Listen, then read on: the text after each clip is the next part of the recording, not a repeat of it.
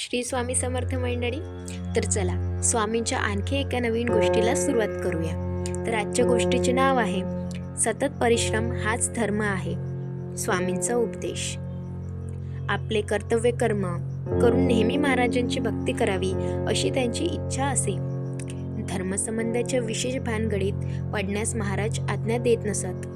जप, पूजन, भजन यात जास्त वेळ घालवणे महाराजांना आवडत नव्हते.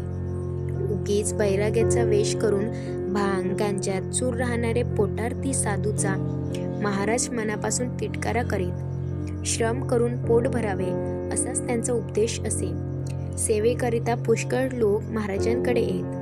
त्यातून जो उद्योगी व भक्तिमान असा असेल त्यालाच महाराज स्वतःजवळ ठेवून घेत. आळशी व दीर्घसूत्री माणसास प्रसाद देऊन महाराज लगेच परत जाण्याची आज्ञा देत. जो भक्त महाराजांना आवडे त्याला ते लवकर प्रसाद देत नसत. महाराजांचा भक्तांना सतत श्रम करावे असाच उपदेश असे. वास्तविक या जगात उद्योगी मनुष्यच सुखी होतो.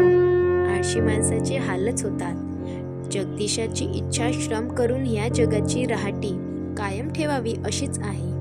म्हणूनच गीतेसारख्या आपल्या महान ग्रंथात स्वधर्म हा मोठा श्रेयस्कर मानला आहे. हे तत्व मनात बागळून जो वागतो त्याचा नेहमी विजयच होतो असे महाराज म्हणत. श्री स्वामी महाराजांचा उपदेश त्या वेळेच्या देश व कालास कसा अनुसरून असे हे यावरून सर्वांच्या लक्षात येईल. महाराजांचे कित्येक भक्त त्यांचा हा उपदेश अनुसरून अविश्रांत श्रम करून आपल्या जन्माची सार्थकता करून घेताना आजही आपण पाहतो. आळसास थारा देऊन आळशी लोक आपल्या धर्माचे मातेरे करतात हे आपण नेहमी पाहतो.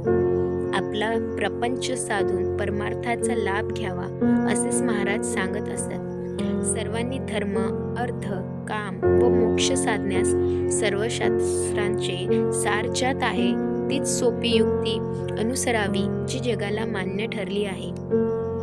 आळशी माणूस महाराजास बिलकुल आवडत नसे. आळशी माणसाचे तोंड पाहू नये असे महाराज म्हणत असत. कोणी ढोंगी पोटार्थी महाराजांच्या दर्शनास आला तर त्याला शिव्या देऊन महाराज हाकलत असत. महाराज आमचे कसे होईल असे म्हणून कोणी विचारू लागला तर काय रे तुझे जवळ बैल नाहीत का म्हणून त्याला प्रश्न विचारत असत. त्याचा अर्थ बैलाप्रमाणे सतत काम मेहनत करून माणसाने आपली उपजीविका करावी असाच होतो. उगीच रडत बसू नये. प्रयत्नाती परमेश्वर सहाय्य देतोच.